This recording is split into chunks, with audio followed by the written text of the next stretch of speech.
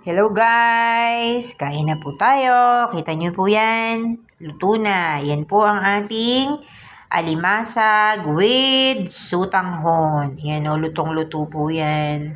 Lulutuin nating mabuti. Yan po ay nilagyan ko ng sibuyas, bawang at kamatis.